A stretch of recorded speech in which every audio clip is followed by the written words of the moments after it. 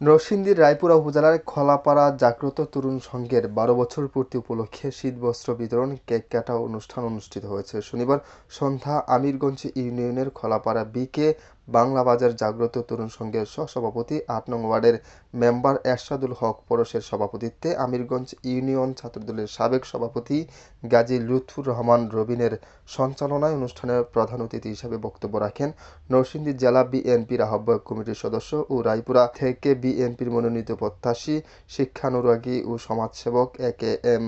জাহাঙ্গীর আলম বাদল।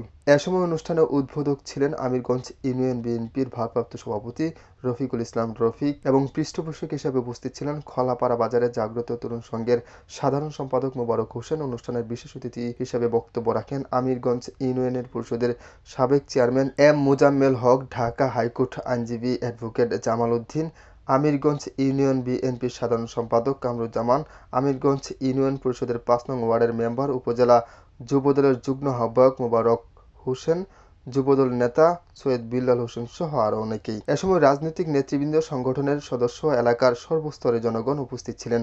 অনুষ্ঠান শেষাংশে প্রধান অতিথি এলাকার সুবিধাবঞ্চিত শীতার্ত মানুষের মাঝে শীতবস্ত্র বিতরণ করেন। আশরাফুল ইসলাম সবুজ, আমার বার্তা, নরসিংদী।